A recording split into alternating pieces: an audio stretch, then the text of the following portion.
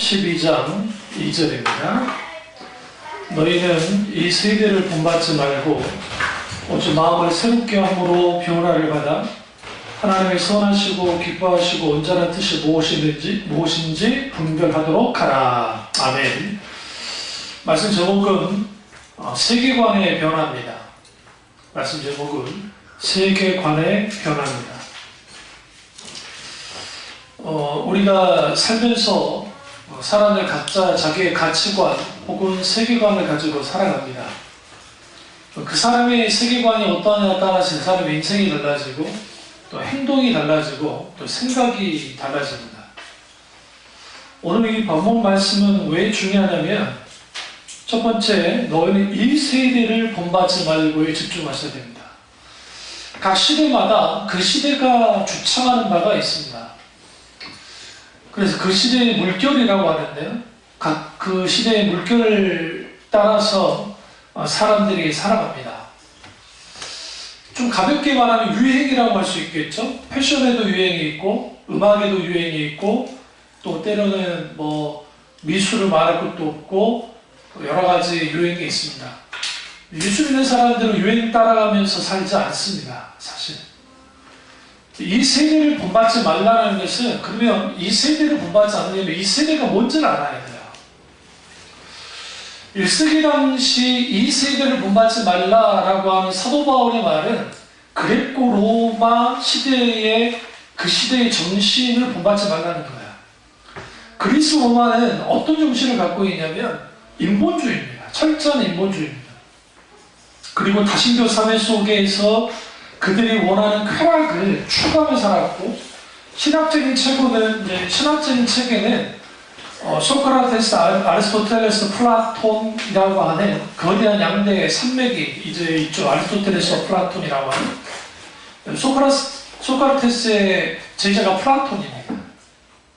그런데 그런 사조가 쭉 흘러내려오고 있는 거야. 그러니까 잘못된 그 지식이, 그러니까 그대로 말하는 신성한 지식이겠죠. 지식적으로 아주 높은 단계에 있으면 자기는 괜찮은 사람이다, 그렇게 여겼던 시대, 그 시대죠. 그러니까 각 시대마다 공통적인 특징이 하나 있습니다. 그것은 뭐냐면 그 시대마다 그 시대 사람들이 원하는 것들이 있습니다. 공통적인 게 뭐냐면 인조이, 편하게 즐기는 거예요. 그러니까 고대 사람들이든 오늘날의 사람들이든 누구든 간에 즐기는 거죠. 거기에는 이제 스포츠가 있을 것이고 아니면 쾌락 문화가 있을 것이고 그 쾌락 문화 속에 가장 큰 핵심은 술과 춤이에요. 노래, 이라는 것들. 그리고 오늘날 우리는 어디에 살고 있냐면 자본주의 속에 살고 있습니다. 자본주의의 특징은 소비주의예요. 소비가 미덕인 거예요. 소비주의다 보니까 기독교를 어떻게 이해하냐면 소비적인 기독교, 소비주의적인 기독교로 이해합니다. 그러니까 오늘 이 설교는 앞으로 우리 있을 컨퍼런스의 연장선상에서 나온 미리 먼저 제가 다루고 있는 겁니다. 소비주의적인 신앙, 소비주의적인 기독교, 소비주의적인 그러한 형태의 교인들은 자신의 욕구에 따라서 모든 필요를 원합니다. 다시 말하면 내가 지금 스마트폰이 갖고 싶은 욕구가 있어요. 요즘 신제품 나오잖아요. 그러면 그 신제품 나오는 스마트폰을 있으면 내가 돈을 모아서, 돈 있는 사람은 멀쩡한 스마트폰이지만 그냥 놔두고 새 스마트폰을 삽니다. 왜? 욕구가 있으니까. 필요가 충족이 되면 더 이상 스마트폰에 의해서 뭔가가 충족되진 않아요. 이미 충족되었기 때문에. 똑같이 믿음 또한, 신앙 또한 소비주의적인 신앙생활을 하기 시작하면 무슨 일이 벌어지냐면 내가 필요로 하고 내 종교적인 욕구가 채워주면 그걸 끝나는 거예요. 네, 그것이 뭐와 관계가 있냐면 그게 뭐와 연결이 되어지냐면 일종의 종교 게임을 하는 거야. 종교 유희에 빠져요. 그 즐거움 속에 있어요. 그러면 그것이 익숙해지면, 이걸 익숙함의 함정이라는 표현을 쓰는데 신앙의 익숙함의 함정에 딱 빠지면 일어나는 게 뭐냐면 신앙의 종교화가 일어나요. 그러니까 신앙의 단계는 어떻게 단계로 가냐면 신앙의 본질로부터 벗어나면 필연적으로 신앙의 세속화가 일어나는데 그 신앙의 세속화는 세대를 본받는 데 있어요. 시대를 본받는 데. 시대를 본받아요. 어우러져요. 시대와 충돌하지 않아요. 시대를 거슬러 올라가지 않아요. 그러니까 세상과 충돌하지 않는 교회가 되어버리고 세상과 충돌하지 않는 교인이 되어버려요. 신자가 되어버려요. 그리고 난 다음에 그들 나름대로의 종교적 체계, 신앙 체계를 가져야 되니까 그때 나타나는 게 뭐냐면 종교화가 일어나요. 신앙의 종교화. 신앙의 종교화가 이렇게 딱 이루어지면 무슨 일이 벌어지냐면 모든 생명이 사라집니다. 제가 이번에 컨퍼런스 준비를 위해서 좀 무리해가면서까지 메시지를 준비했습니다. 그래서 지금 제가 컨디션이 좋지는 않아요. 근데 그럴 수밖에 없었던 게 쭉 하나님의 말씀을 이제 연구하고 그 다음에 그 신앙의 기독 신앙의 종교화를 막으라라는 주제가 아마 큰 주제가 될 건데 그 역사상으로 어떻게 이렇게 종교화가 되어졌는지를 쭉 한번 탐구해보고 성경에서 종교화가 되어졌던 어떤 일들을 쭉 탐구해보고 그 다음에 한국교회의 이러한 모습들을 탐구해보고 종교로 죽고 예수로 살다라고 하는 책이 2017년도에 나왔는데 그 책을 한번 쭉 보면서 아 그렇구나.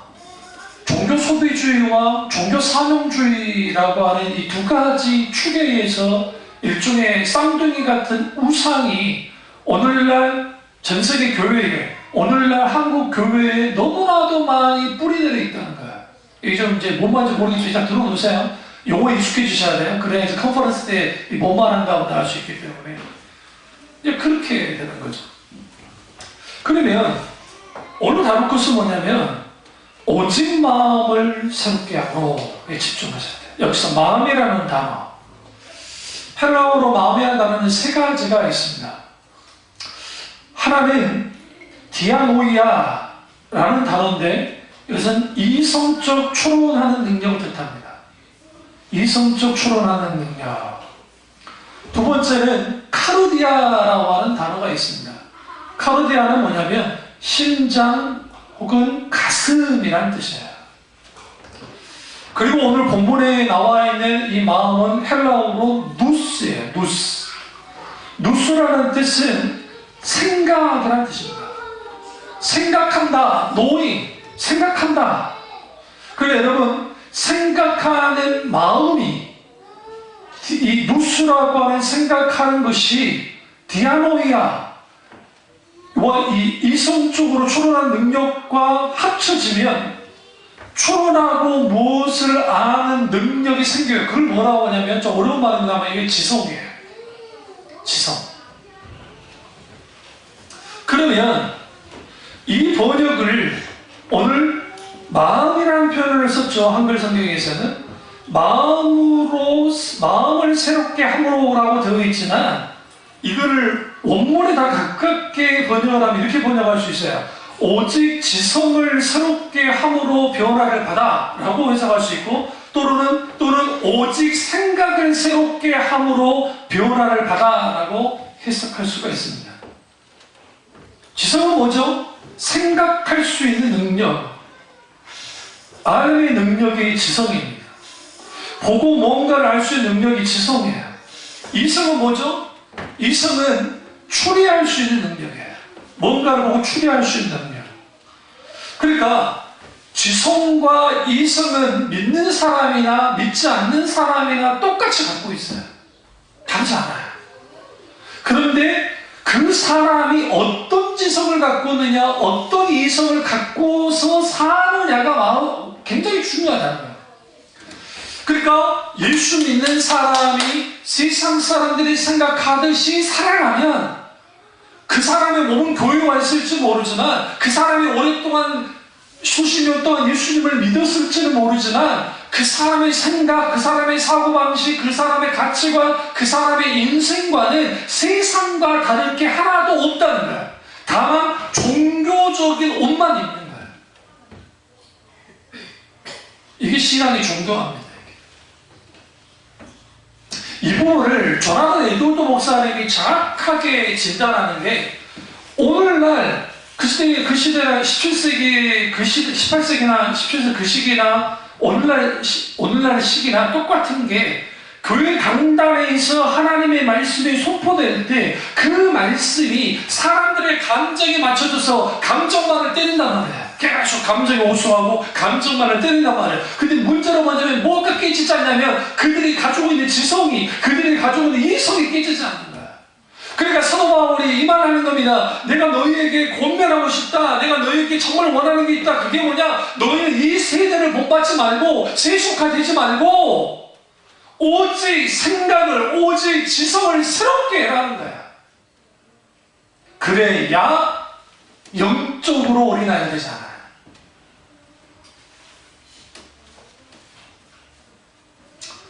누구나 공유하고 있는 것이 지성입니다. 어떤 방식으로 사용하고 살아가느냐에 따라서 달라지는데, 그 이면에는 뭐가 있냐면 그들이 갖고 있는 세계관, 그들이 갖고 있는 가치관, 그들이 갖고 있는 인생관이 있어요.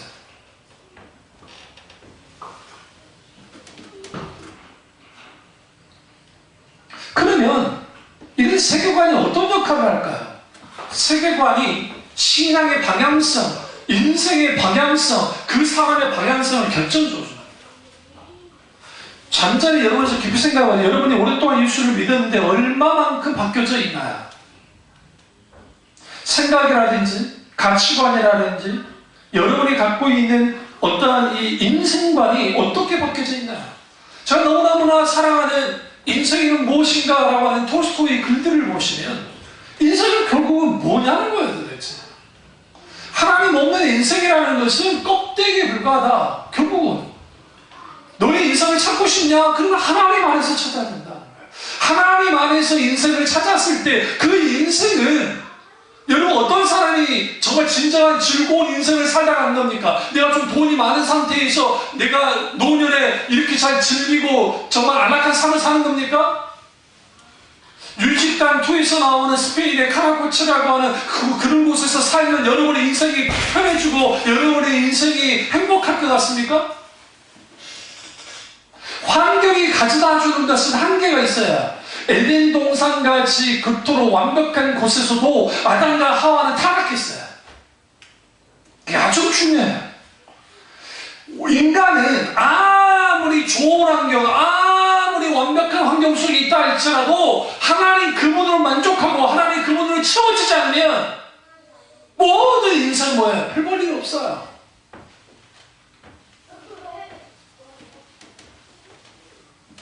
우리가 그리스도인이라고 한다면 예수님은 나의 구주가 되시고 나의 주님이 되시고 나의 선생이 되시고 나의 친구가 되실 겁니다.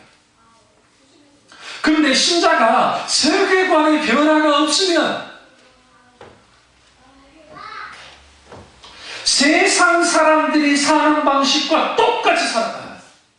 세상 사람들이 생각하는 것과 같이 똑같이 살아가요.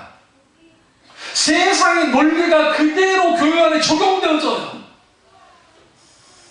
너가 바뀌지 않으면 세계관, 가치관, 인생관이 바뀌지 않아요.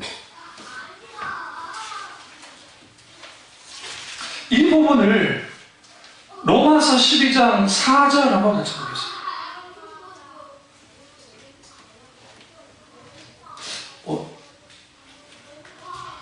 제가 지금 말씀을 좀 잘못한 것 같은데 2절 그대로 보면 이걸 영어 NIV 성경에는 이렇게 되어 있어요. Do not conform any longer to the pattern of this world 라고 되어 있습니다. 2절이에요. 12장 2절. 이거 영어로 지금 해놓은 겁니다. 이게 뭐냐면 여기서 pattern of this world라는 것은 뭐냐면 이 세상의 패턴대로 살지 말고 라는 거예요. 패턴이 뭡니까? 어떤 방식이잖아요. 패턴.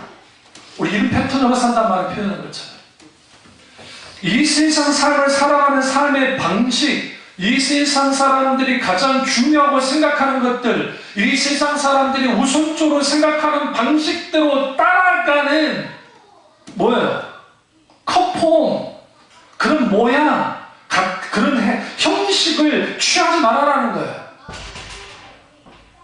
이 세상이 추구하는 바는 뭡니까? 물질을 하나님처럼 섬기잖아요. 하나님께 드리는 예배보다도 더 소중한 게 너무 많아요. 어떤 사람은 스포츠일 수 있고, 어떤 사람은 레포츠일 수 있고, 어떤 사람은 돈 버는 것일 수 있고, 어떤 사람은 기타 없는 그런 것들을 갖고 있어요.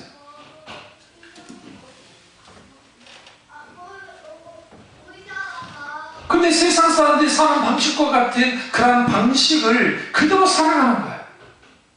그것을 취하지 말고 오직 너의 세계관, 너의 지성, 너의 생각을 새롭게 변화를 시켜서 하나님의 온전한 뜻을 분별하라고 사도 바울이 말하고 있어요.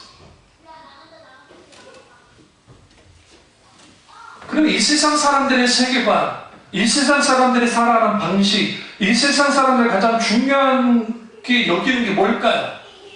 그게 뭐냐? 소비주의예요. 소비주의. 지금 소비주의 예배 그것도 다룰 겁니다. 소비주의 기초는 인간의 두 가지 본성에 맞춰 있어요. 하나는 인간의 욕구, 또 하나는 인간의 필요예요. 인간은 기본적으로 욕구를 갖고 있어요. 어떤 욕구를 자기가 갖고 싶어하고 먹고 싶어하고 자기가 누리고 싶어하고 하고 싶어하는 그런 욕구를 갖고 있습니다. 근데 그 욕구가 있는데 그 욕구가 이제 그 그러니까 소비주의의 기초는 인간의 욕구와 필요인데 필요가 충족되면 더 이상 필요가 없어요. 이런 방식의 사고가 이 시대의 사고입니다. 그래서 니네들 이 편한 세상 아파트 같은 이런 아파트 살면 당신은 정말 성공한 사람이고 그 광고 속에서 당신은 정말 럭셔리하게 사는 것이고 당신은 너무너무 행복한 사람이야 라고 줍니다. 그리고 그렇게 해서 무리해서 어쨌든 은행빚을 내서 집을 사면 그 기쁨이 한 3개월 4개월 갑니다. 근데 문제는 뭐냐면 은행께서 상당 부분을 잡고 계시는 거예요. 그러니까 은행님 위에 우리가 얹혀 사는 그 기쁨이 오래가지 않습니다.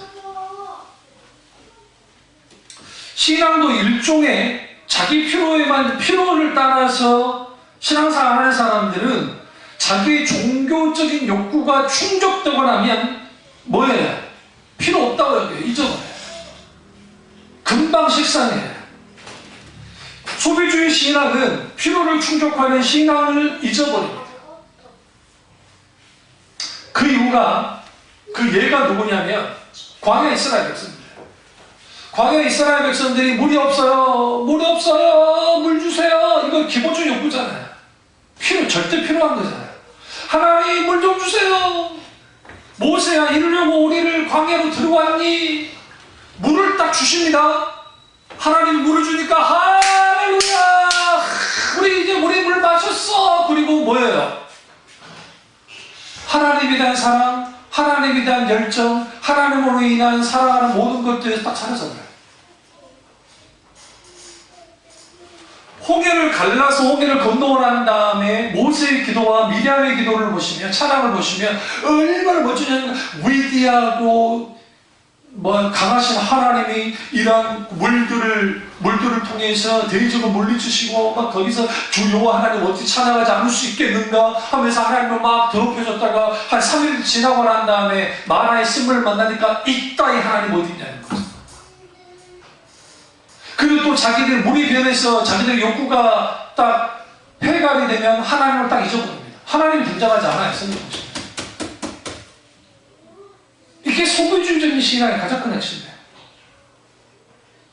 500의 기적 때 기적을 맛봤던 사람들이 그들이 먹었죠. 근데 보세요. 예수님의 제자들이나 그 사람들은 다를 바가 없어요. 예수님의 제자들은 지금 남은 12광주에 남아있는 떡덩어리들, 빵 조각이 아까워가지고 자기들끼리 논쟁하고 있어요. 너 왜 안 갖고 왔어? 이거 챙겨와야 됐었는데.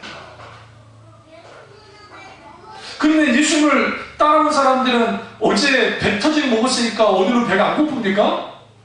어제 배고프면 배불렀어도 오늘 배고프잖아요. 그 배고픔을 안고 예수님을 따라왔어요. 뭐 때문에? 물질이라는 필요 때문에 예수님을 따라왔단 말이에요. 근데 문제는 뭐냐면 그들이 기대하는 것과 달리 예수님의 행동이 있어요. 뭐라고 하냐? 다시 한번 500의 기적을 일으켜가지고 얘따 먹어라! 그래 그랬으면 예수님 뭐였을 거예요? 영이요. 영 됐을 거예요. 영. 예수 뭐라 합니까? 니네들이 나를 따라하고 있어. 니네들이 욕구 충족을 위해서 나온 거야. 니네들 필요 때문에 나온 거야. 니네들이 배부른 까닭이 나를 나왔잖아. 나는 그런 종이, 나는 그런 존재가 아니야. 너희는 어떻게 해야 돼? 나를 먹고 마셔야 된다. 내 피와 살을 먹고 마셔야 된다. 너희는 십자가로만 나와야 된다는 거야. 신앙생활을 자기의 종교적인 욕구를 충족하거나 이게 이런 형태가 소위 은사주의자들이 현상적으로 보여지는 소위 기적과 무슨 강력한 기름 부음이다, 임재다, 예언이다, 방언이다, 뭐라면서 그 종교적인 욕구를 갖다가 이렇게 해가지고 막 거기에 함몰하고 그 현상에 막 열광하게 만든 이유가 뭐냐면 그렇게 되어지면 그 욕구가 충족되어지면 현상이 확 따라가는 거야. 근데 그 사람들을 붙들어야 되잖아. 그 사람들을 붙들어야 되니까 더 강력한 현상을 추구하게 돼. 그 강력한 현상을 추구하게 되니까 그게 한계가 뒤따르면 인위적으로 조작하는 거야. 이게 일종의 종교 소비주의 양태로서 나타나는 거야. 욕구의 필요의 특징은 세 가지가 있는데 욕구를 충족시켜줄 대상이 있고 첫 번째, 두 번째는 그 욕구 대상이 주어지면 만족하게 되고, 세 번째는 이걸 잊어먹고 살다가 다시 욕구가 일어나요. 누구처럼? 광야 이스라엘 백성들처럼.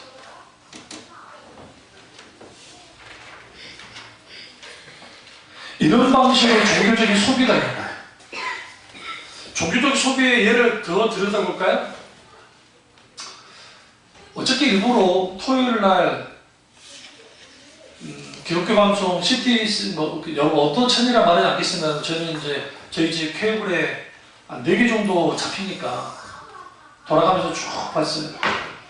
우리 교단 목사님, 큰 교회 목사님 설교도 한번 쭉 끝까지 한번 들으려고, 그리고 또 어떤 지방에 있는 교회 하나 찬양하는 것을 쭉 들었어요. 그러면서 설교했던 게 뭐냐면 그게 종교 소비주의가 눈에 훅 들어. 아주 사람들의 감정과 감성을 자극해서 거기서 뽑아낼 수 있는 모든 것을 뽑아내줘요. 아, 신나겠다. 그러니까 여러분은 참 복도 없는 게 그런 교회 아니니까 복도 없는 거예요. 그런 교회 있었으면 갈등도 안 했겠죠. 어떤 갈등도 일어나지 않아요. 그리고 그 속에서 소비되어지는 거예요. 그 소비의 양태는 이제 컨퍼런스 때 제가 좀 더 깊이 다뤄드리겠습니다만, 그런 것들은 초점이 사람에게 있어요. 단임 목사에게 초점을 맞춘다든지, 어떤 사람에게 맞춘다든지, 그래서 모든 것이 사람에게 맞춰져 있어요. 그러니까 거기에는 하나님의 자리가 없는 거예요. 예수 믿는 사람들이 오직 마음을, 오직 생각을, 혹은 오직 지성을 새롭게 함으로 변화를 받아야 되는데, 이게 변화되지 않으면 완전 웃게 되는 거예요. 이 부분을 한번 말씀드릴게요. 강일환 교수님이 했던 말인데, 서강대 철학과 교수님이신데 장로이세요. 근데 그분이 이렇게 말해요. 참 내가 공감했던 게, 오늘날 교인들이 교회에 있는 교인들의 모습을 보면 딱 교회 오면서 교회 밖에다가 머리를 땡당 잘라가지고 밖에다가 머리를 딱 놔두고, 그리고 몸뚱어만 가지고 교회 안에 딱 들어와요. 들어와가지고 목사님이 설교를 하는데 감정의 설교를 막 해줘요. 그러니까 감정적이고 감성에 맞춰진 설교가 계속 강단에서 나오니까 뭐 주체를 못해. 우리 교회는 작으니까 우리 교회가 이거보다 한 10배 정도 크면 여러분 저를 다 들고 올걸요? 진짜로. 목사님 멋있다. 왜 멋있는지 아세요? 멀리서 봐야 멋있어. 모르는구나. 가까이서 보면 덜 멋있어. 멀리서 보면 오이구야. 그래서 한 거야. 왜 연예인들이 저기 공연할 때 왜 멋있게 보여요? 가까이 있는 애들은 열성분자들이니까 무조건 당연히 멋있고, 뒤에 갈수록 오이구야. 화면에 엄청나게 띄워주면 그게 대단하죠. 막상 가까이서 보세요. 가부끼들아, 가부끼. 얼마나 남자 뭐 아이돌이 여자 아이돌이든 진하게 화장을 하는지. 그냥 화면이 잘 나오니까. 그렇게 사람들에게 뭐예요? 소위 은혜 준다고 해서 막 거기에 말씀을 막 주고, 소위 감성에 호소하고 감정적인 찬양을 하고 감정적인, 왜 그게 종교 소비주의 가장 큰 특징이에요. 그 다 예배 끝나잖아요. 끝난 다음 밖에 나와가지고 다시 머리를 다시 조립을 하고 그리고 세상으로 나가요. 뭔가 안 바뀌어요? 세상이 안 바뀌어요. 우리 MB께서 이제 출도하셨잖아요. 그분의 밑에는 정도원 의원이 그만 했을 때 제가 아주 가슴 아팠던 게 뭐냐면, MB에게 있어서 돈은 신이랍니다. 그러니까 MB가 장로님이시잖아요. 돈이 신이다. 이게 무슨 말일까요? 하나님을, 돈을 하나님처럼 섬긴다는 거예요. 그게 곧 MB만의 문제일까요? 그렇지 않아요. 오늘날 많이 있는 사람들 없는 사람 상관없이 물질이, 돈이 하나님처럼 떠받들어지고 있어요. 그러니까 당연히 이런 사람들은 생각은 세상 방식대로, 세상 패턴대로 그렇게 생각하면서 살 수밖에 없어요. 근데 그래서 말하는 거예요, 사도 바울이. 너의 생각이, 너의 지성이 변화를 받아야 된다. 새롭게. 바뀌어져야 된다는 거예요. 바뀌어지지 않으면 뭐 하게 되느냐?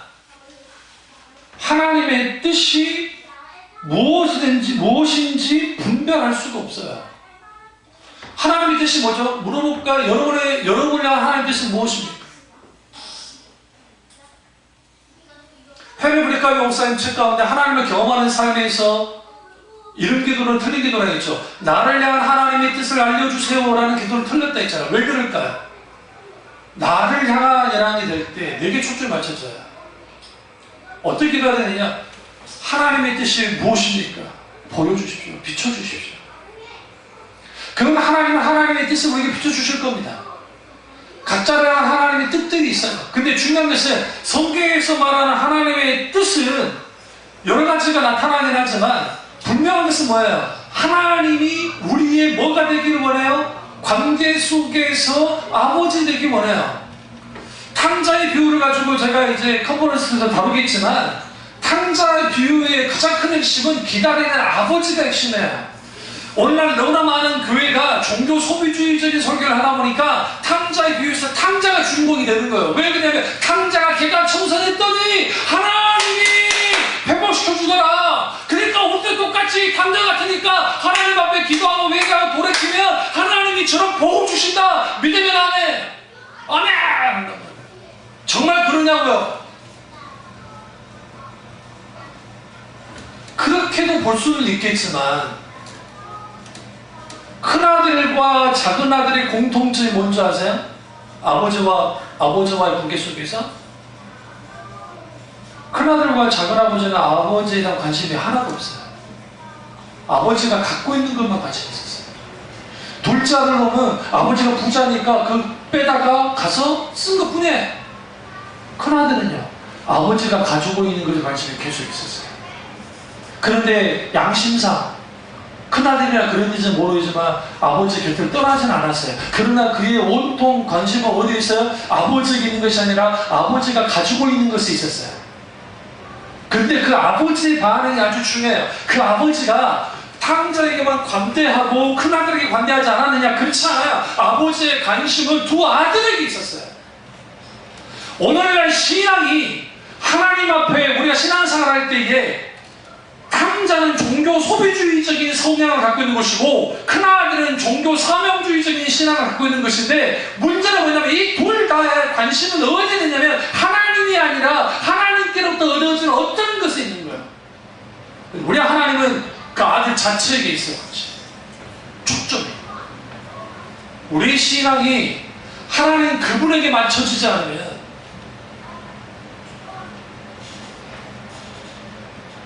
그분과의 관계에 초점이 맞춰있지 않으면 우리 신앙은 썩어져 버려요. 끝장이 나요.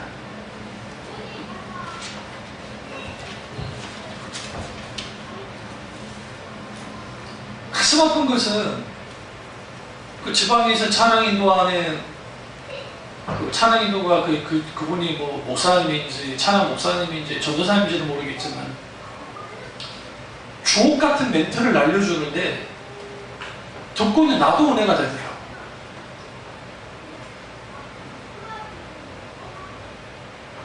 그럼 왜 그런 멘트를 날리는 줄 아세요?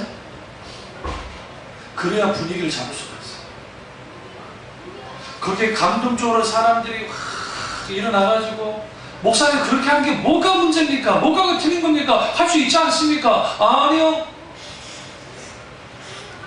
우리 찬양 가운데 두 손 들고 찬양합니다. 다시 오실 왕 여호와께 어디 주마이 있잖아요. 시리네 나 주님만을 섬기리 헛된 마음 버리고 성령이여 내 영혼 충만하게 하소서. 주님 앞에 내 생명 드립니다. 그걸 영어 성경, 영어 찬양으로 막 예를 보내드리면 좀 보세요. 보면 아주 리얼합니다. 그게 뭐 감정이 끌려 할 수 있는 게 아니에요. 내가 헛된 마음 버리기만 하고 어떻게 두 손 들고 찬양하는 이유 나는 항복했습니다. 내가 당신에게 항복했어요. 하나님의 아름다움과 하나님 그분의 하나님 되심과 그 하나님이 어떤 분인 것에 대한 것을 깊이 성령의 조명 가운데 알지 못하면 우리는 아는 만큼 하나님의 영광을 경험하게 돼 있어요. 근데 하나님을 알지 못하기 때문에 하나님의 영광을 경험하지 못하는 거예요. 그 하나님의 영광은 하나님의 임재 가운데 부어지는데 그 놀라운 하나님의 역사가 우리 가운데 나타나야 됨에도 불구하고 나타나지 않아요. 그러니까 화려한 건물, 어마어마한 성가대, 어마어마한 오케스트라, 대단한 보컬들, 소위 찬양 잘하는 사람들을 세워서, 소위 전문가라는 사람들을 세워서 거기에서 그렇게 해서 끌고 나갑니다. 그리고 거기에서 어마어마한 사람들의 군중 집단을 이용해서 군무를 펼칩니다. 그래서 춤을 추면서 펼쳐줍니다. 그리고 사람들이 거기서 따라합니다. 그리고 같이 따라하면서 막 찬양을 합니다. 그러면 뭐가 있냐면 그게 인간만 있지 그게 하나님이 계시냐고요. 물론 그 속에 성령의 역사가 없다는 게 아니에요. 그러면 누가 성령 역사하세요? 누구를 위해서? 각기 사모하는 심령을 위해서. 문제는 뭐냐면 어디를 따라가요? 인간이 만들어낸 프로그램, 인간이 만들어낸 시스템, 인간이 만들어낸 수많은 감정 장치들, 그것에 의해서 끌려간. 근데 그게 종교 소비주의예요. 근데 그게 먹혀요. 저는 TV에 나와가지고 소위 상담가라고 하는 사람들이 여러 가지 막 상담해주고 아주 하는 분들이 이야기를 들어보면 저도 감동이 될 때가 있어요. 그런데 그분들의 모든 내용은 다 어디 맞추는 줄 아세요? 감정이에요. 그래서 좀 이름이 있는 그 방송인이고 그렇게 하시는 분들은 대부분이 누구냐면 감성 터치를 잘하는 사람들. 그러면 주로 이야기하는 게 뭐예요? 공감할 수 있는 것, 소통할 수 있는 것을 가지고 나와요. 그런 것들이 우리의 마음을 어느 정도는 씻어준 듯 해요. 그리고 근본적으로 우리의 마음을 치유해주지 못해요. 듣지 말라는 게 아니에요. 뭔 줄 아세요? 인간은 오늘날 교회 안에서 행해지는 내적 치유라는 거, 그거 심리학에서 나온 거고요. 그 똑같이 불교에서도 해요. 스님들이 당신의 아파했던 이걸 이제 기억요법인데, 과거 기억요법인데, 그 아파했던 걸 떠올려 보십시오. 그리고 이걸 이제 날려버리십시오. 이 모든 게 심리학에서 나온 건데, 그것이 고스란히 교회 용어로 바뀌어져서 나오니까 그게 마치 그게 하나님이 하신 것처럼 생각하는데, 그런 것들이 전혀 필요 없다는 게 아니에요. 사람의 감정에 어떤 힘들고 어려운 것들을 어느 정도 희석시켜는 주지만 근본적으로 해결해 주지 못해요. 그러니까 소위 내적 치유를 계속하는 사람은 내적 치유를 계속해야 뭔가 되는 것처럼 착각을 하는 거예요. 예수 그리스도 그분이 우리 가운데 찾아오셔서 주님 앞에 대면하고 성령이 놀라운 조명의 역사 속에 있게 되어지면 내 영혼이 변화되어지고 내 인생이 변화되어지고 내 가치관이 변화되고 내 생각이 변화돼요.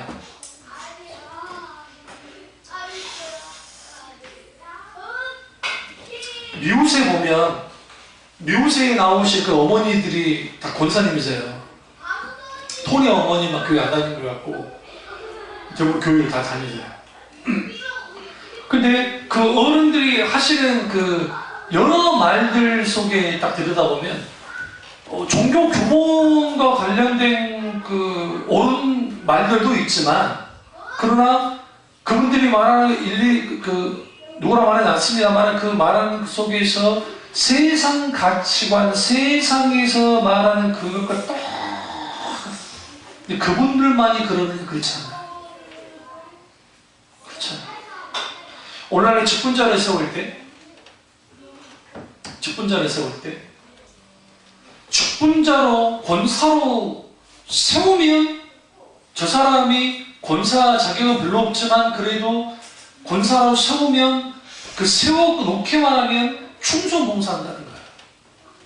왜? 본인이 하니까. 난 권사 될 만한 사람 아닌데 목사님이 어쨌든 나서서 시켜주셨어. 그러니까 고마워서라도 몇 년 동안은 열심히 한단 말이야.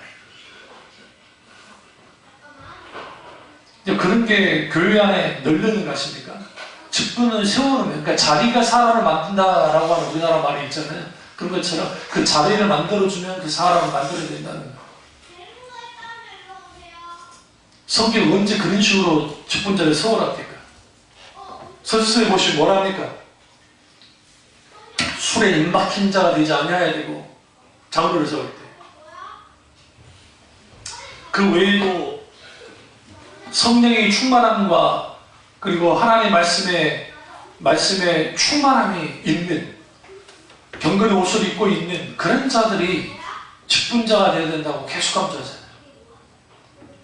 그런데 그런 장로를 세울 때 어떻게 세웁니까? 장로를 세울 때는 그 장로가 아무리 믿음이 좋아도 돈이 없으면 세워주질 않아요. 왜? 장로는 일하는 직분이라고 생각해요. 그 논리가 한국교회에 있어요. 그 논리가. 그래서 저번에 M교회뿐만 아니라 장로 3천만원, 장로 되려면 3천만원, 권사 되려면 300에서 500, 안수집사 되려면 그것도 300에서 500 이상을 해야 된다라고 하는 일종의 그런 논리가 M교회만 있는 것이 아니라 한국교회 전반에 걸려 있어요. 공고회라. 대놓고 당신 헌금해야 됩니다 라고 하지 않지만, 당신 직분자 됐으니까 저보다 하나님 앞에 교회를 위해서라도 헌금해라. 직분값 하려면 직분값을 할 수 있는 헌금을 해야지 그게 인정받지. 그러지 않으면 뭐가 인정받아? 어떻게 목사가 권사님 외상으로 직분을 하고 싶습니까? 빨리 입금하십시오. 그 말을 목사가, 부목사긴 하지만 여기서 시켰다고는 하지만 그게 할 짓입니까 그게? 중세시대도 아니고 성전 매매하는 것도 아니고, 그 교회만의 문제입니까? 한국교회 너무나 많이 있어요. 저도 직분자 섬기는데 노회에서 불러서 가서 제가 대표기도도 하고 그런데 가서 한 적이 몇 번 있어요. 그때마다 가슴 아픈 게 뭐냐면, 외부 목사님들을 초청해서 하면 그 목사님들이 이런 말 못해요. 이제 직분을 됐으니까 우리 권사도 됐다 합시다. 이제 우리 이림사가 안수사가 됐어. 이제 안수 집사님, 권사님들 잘 들으세요. 이제 목사님 연금을 드려줘야 됩니다. 연금을. 지금 교회가 약하니까 교회를 못하면 지금 집사님, 권사님 정도 됐고 안수 집사님도 됐으니까 이제 목사님 은퇴할 준비를 해주셔야 됩니다. 어떻게 돈을 계속 모아가지고 목사님께 해주십시오. 그게 복 받는 것이요. 지금 목사님이 양복 좀 봐. 꿰지지 않잖아. 누가 양복해 줄게요? 손들어봐. 이게 제가 직분을 세운 데마다 갈 때 소위 축사해준다는 목사님들이 하는 일들이에요. 그게 복 받는 것이라고. 직분 세우는 게 목사 한바탕 하는 거예요? 뭐 재정을 끌어내는 거예요? 일종의 그게 뭐냐면 종교화된 신앙 형태가 말 그대로 직분이라는 게 하나님 앞에 충성 봉사하는 자리인데 이게 군림하는 자리로 바뀌어지니까 내가 이렇게 군림하게 해줬으니까 이제 적어도 사람들한테 높임 받을 수 있는 자리에 내가 세워놨으니까 내 적어도 그값 좀 해야 돼 라고 하는 논리를 가지고 나오는 거예요. 아주 슬픈 일입니다. 가치관이 변화되지 않으면, 세계관이 변화되지 않으면 사람은 절대로 영적으로 변화될 수가 없습니다. 저는 그런 사람들 너무 많이 봤어요. 성령의 강력한 역사를 경험하고도 세상 사람보다 더 못한 사람들 많이 봤고, 이거 아세요 여러분? 신학을 전공하거나 신학을 하다가 중퇴를 하거나 그리고 그런 상태에서 일반 교인이 된 사람들이 신앙생활하기가 쉽지 않아요. 왜냐하면 신학 공부를 했기 때문에 그런 맛을 봤잖아요. 맛을. 그러다 보니까 그렇게 해서 신앙생활 잘하는 사람도 없잖아 있겠지만 그게 힘들어요. 맛본 게 있어요.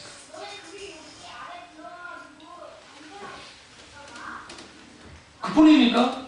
소위 기도하면서 막 기도한다, 교회에서 기도한다, 막 열심히 기도한다 막 하는 사람들 속에서 하나님 경험에 대해서 말을 하는데, 그리고 여러 종교적인 경험도 하고 영적 경험들을 해요. 그냥 막상 그들과 나누는 대화 속에서 나타나는 것들이 뭐예요? 실상상과 다를 바 없는 말들이 오가요. 뭐가 바뀌지 않았어요? 세계관과 가치관이 바뀌지 않으니까. 이게 문제예요. 이게. 오늘날 한국교회 혹은 우리들도 마찬가지고 내가 예수를 믿고 난 다음에 내 인생이 얼마만큼 바뀌어졌냐는 거예요. 여러분의 사고방식이, 여러분의 인생관이, 여러분의 가치관이, 여러분의 세계관이 얼마나 바뀌어졌습니까? 그래서 아무리 성경을 달달달 외우고 성경을 많이 보고 아무리 저는 책을 많이 읽어도 자신의 가치 체계와 판단, 그러니까 이 부분이 바뀌어지지 않으면 안 되는 거예요. 저는 책을 많이 읽는 건 좋아요. 저도 누구보다 과거에 독서량이 많았던 사람 중에 한 편이에요.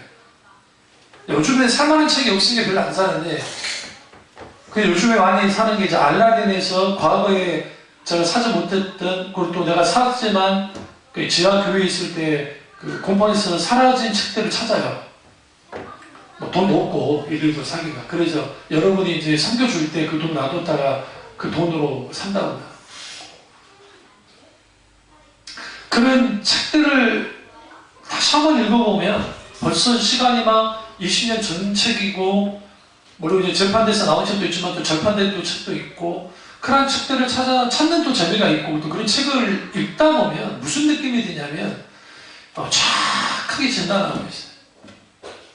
정확하게 신앙 진단하고 있어요. 그 신앙 진단 속에서 뭘 보냐면, 왜 사람은 바뀌지 않는 것일까? 왜 그리스도인들 중에 바뀌지 않는 것일까? 어떤 우리나라에 한 5천 명 넘는 목회하는 목사님이 여 목사님을 찾아왔다잖아요. 식사합시다. 이야기 좀 합시다. 근데 그 목사님이 여 목사님보다 훨씬 선배고 목회도 오래 하셨고 그리고 또 교수도 아주 큰 교회 목사님인데 고민을 털어놓으시는 거예요. 뭐라고 하시느냐. 목사님 제 목회는 실패했습니다. 와 무슨 말씀이세요? 목회 잘하고 계셨는데. 아니요 실패했습니다. 할 수 있으면 다시 개척하고 싶다고 했어요. 왜 그러시는데요? 교인들이 안 변합니다. 심지어는 저랑 수십 년 동안 3, 40년을 함께 젊은 시절부터 자라나와서 같이 신앙생활을 했던 권사님, 장모님, 집사님들, 주입사님들 그분들 변화되지 않습니다.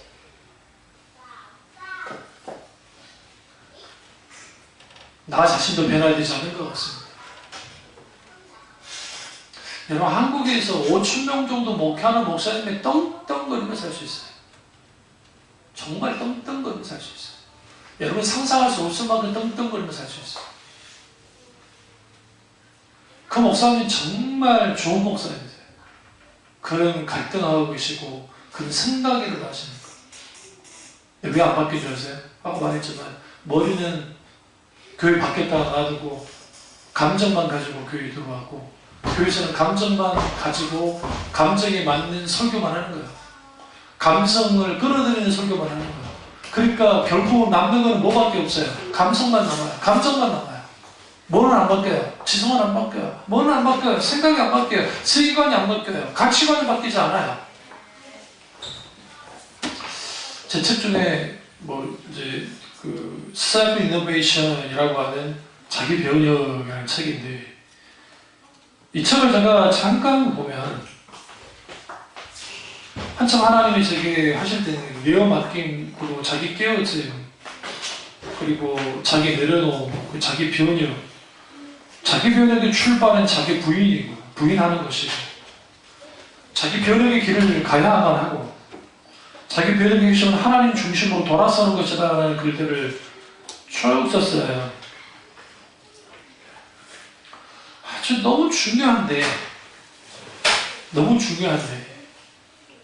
이 자기 변혁이라는 이런 책에서 내는 그 내용들 구구절절이 옳기는 한데 원래 너무나 많은 사람들이 뭐예요?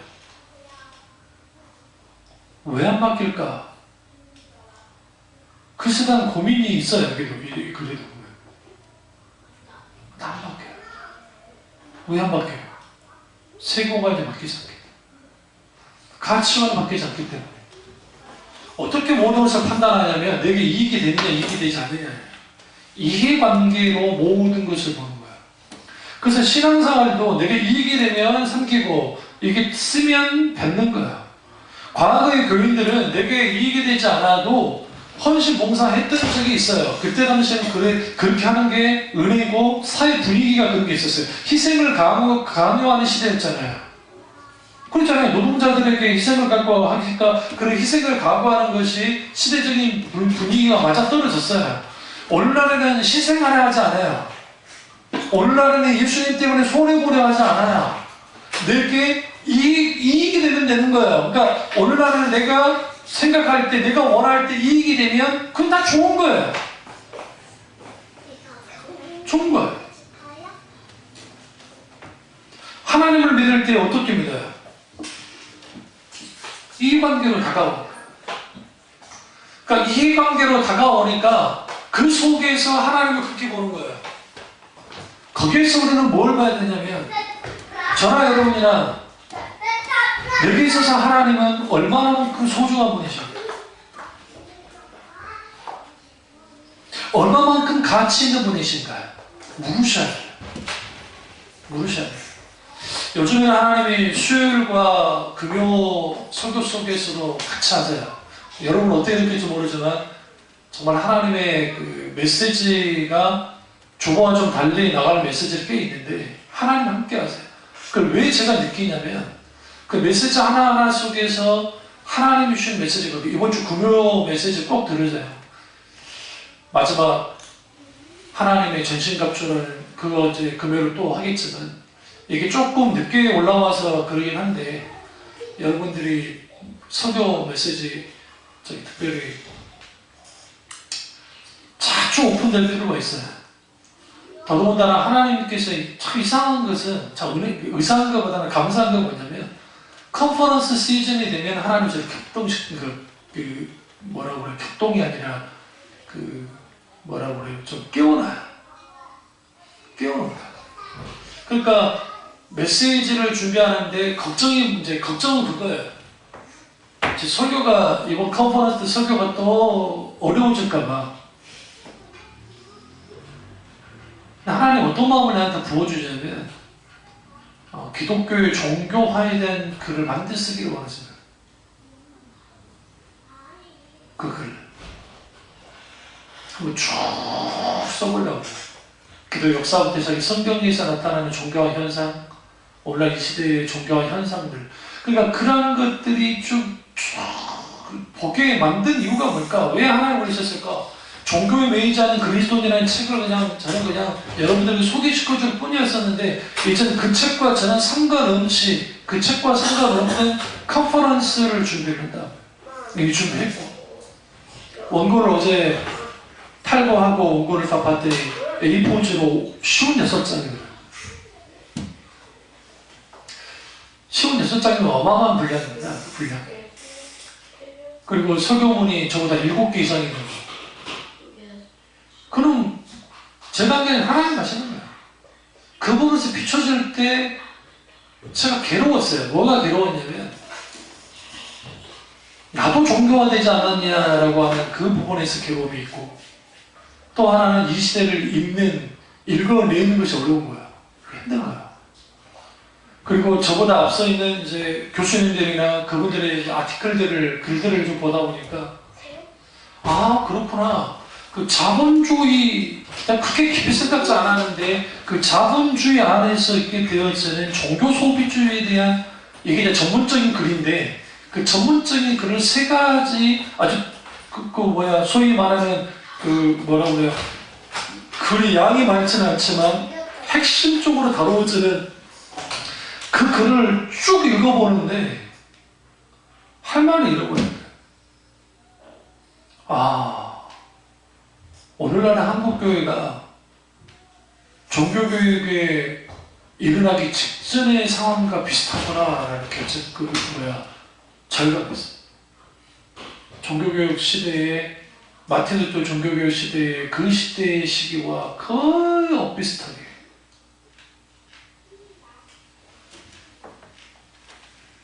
그럼 어떻게 해야만 하는가? 이거 이 세대로 본받지 않고 마음으로 새롭게 하는 거예요. 변화받는 거예요. 이 말씀이 나오기 전에 말씀이 뭐예요? 보시면 로마서 12장 1절을 보세요. 그러므로 하니까 앞에 있는 위에 있는 말씀과 연결이 되잖아요. 형제들아, 내가 하나님의 모든 자비하심으로 너희를 고면한다. 고면한다. 너희 몸을 하나님이 기뻐하시는 거룩한 산 제물로 드리라. 이는 너희가 늘 영적 예배니라. 그러면 그 다음에 너희는 이 세대를 본받지만 오직 마음을 새롭게 하는 변화를 받아 하나님이 선하시고 기쁘시고 온전하신 무엇인지 분별하도록 하라 하면서, 뒤에 여러분 3절을 보면 동그라미 이렇게 서있죠. 그게 문단이 나눠지는 거예요. 그 문단이 끝나는 거예요. 그럼 이 문단은 지금 뭐가 연결돼요? 지금 로마서 11장 36절, 이는 만물이 주께서 나오고 주로 말미암고 주께로 돌아감이라. 그에게 영광이 세세히 있을지어다. 아멘 하죠. 아멘 했죠. 그리고 우리 같은 경우는 아멘 하면 말씀이 끝나야 되잖아요. 근데 우리 성경이 그럴 때 뭘 잘 봐야 돼요? 접속사를 봐야 돼요. 그러므로는 뭐냐면, 앞에 있는 이방인의 구원, 돌감람나무에 대한 말씀이 나오고, 이스라엘 구원에 대한 게 나오고, 그리고 하나님의 지혜와 풍성함에 대해서 나온단 말이에요. 쭉 나오다가, 이 봐라, 하나님이 이렇게 구원했고, 이렇게 이방인을 구원했고, 이렇게 하나님이 이스라엘을 구원했는데, 근데 이 모든 걸 이루신 하나님이 누구냐? 하나님의 지혜와 지식의 풍요로우며 그 풍성함이 있다. 그렇기 때문에 너희는 하나님 앞에 산제사로 산제물로 네가 예배를 드려야만 한다. 여기서 산제물이라는 표현은 뭐냐면 구약의 제사제들을 뽐따 와가지고 각을 뜨고 죽이는 제사, 내가 마치 하나님 앞에 내 혼과 마음과 욕심이 찢어져서 찢겨져서 피를 쏟고 물을 쏟는 그러한 살아있는 예배를 하나님이 드리기를 원하고, 그 예배가 스피리추얼 워십, 영적인 예배다. 이걸로 끝나나요? 아니에요. 영적 예배니라. 너희는 이 세대를 못 받지 말고, 우리가 하나님 앞에 영적인 예배를 드리려면 이 세대를 본받지 않아야 되고, 오직 마음을 새롭게 함으로 변화를 받아야 돼. 그래야 뭐가 가능하느냐? 하나님 앞에 드릴 영적 예배가 가능해. 이 단어가, 이 뒤에는 단어가 라틴어로 라트리오냐는 단어가 쓰이는데, 이게 공적 예배를 뜻해요. 오늘날 예배가 얼마만큼 하나님 앞에 형식적이 되어지고 의식화되어지고 종교화되어졌습니까? 어떤 목사님이, 어떤 교수님의 글을 읽는데 이렇게 표현했더라고요. 가톨릭의 종교화는 아주 세련되어지고 아주 그럴싸하게 만들어졌지만 개신교의 종교화는 천박하게 잘렸다. 물론 그 둘은 똑같다. 종교화가 되면서 똑같는데, 그래도 카톨릭은 의식과 모양이 그럴싸한데 개신교의 종교화 속에는 뭐냐? 아주 천박하게 짜게 없는, 간절한답시고 사람들을 세워서 사람들을, 소위 말하는 검증되지 않는 사람들을 불러다가 간증을 시키고, 연예인이나 이유 하나 때문에 간증을 시키고 종교심을 끌어올려주고, 왜 그런 일들을, 왜 하나님의 말씀 하나로는 안 되나? 그 말씀 하나로는 안 되나요? 안 된다고 생각합니다. 왜 그런 일들이 벌어지느냐? 하나님 말씀 앞에 자기가 해체되는 경험이 없는 거예요. 해체된 경험이 없어요. 하나님의 말씀이 나의 머리를 뻥 치듯이, 내가 정말 망치에 맞는 것처럼 하나님의 말씀에 강력하게 팍 충격을 받은 적이 없는 거예요. 그러니까 그 말씀에 충격을 받은 적이 없으니까 안 바뀌어요. 안 변화돼요. 그 사람이 가지고 있는 생각, 가치관 그대로 가지고 살아가요. 예수 믿었으면 예수 믿는 그 가치관을 가지고 살아가야 되는데, 그 가치관에 들어갈 자리가 없어요. 하나님 나라의 정체성도 없어요. 그냥 예수 믿고 천국 가면 되지? 그리고 내 삶은 내가 이때까지 살았던 방식대로 살아가면 될 거 아닌가? 그거 본인 생각이에요. 제가 왜 김나정 목사님을 사랑하는 줄 아십니까? 존경하고, 저도 그분의 글과 그리고 그 설교 속에서 들여다보시면 내가 예수 믿는 사람이 되어졌다고 하는 그 은혜가 얼마나 크고, 내가 예수 믿는 사람이라는 그것이 얼마나 내게 있어서 가치가 있고 자부심이 되는지, 그 가치 있고 자부심은 어디로부터 왔느냐? 하나님 그분의 아름다우신가, 성령의 조명 속에서 그 하나님을 발견하고 알게 될 때, 진리의 말씀 가운데 인격주신 하나님을 만나게 될 때, 우리가 믿고 있는 하나님은 우리가 생각하는 정도의 하나님이 아니라는 거예요.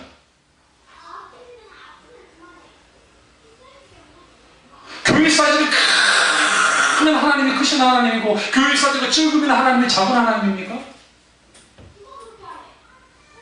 그런 하나님을 만나본 적이 없는 사람들이 소위 말하는 종교적 체험들은 있고, 자기들 만들어낸 종교적인 훈령, 규범, 뭐 어떤 것들, 그런 것은 있을 줄 모르지만 심지어는 뭐가 없어요. 생명이 없어요. 그 부분을 사모하고요. 제발 하나님이 원하는 산적인 영적 예배를 드리기를 원하신다. 내가 고난다, 참을 드리기 원한다. 그러니까 너는 이 세대에 본받으면 안 돼. 그렇게 해서 영적 제사를 드릴 수가 없어.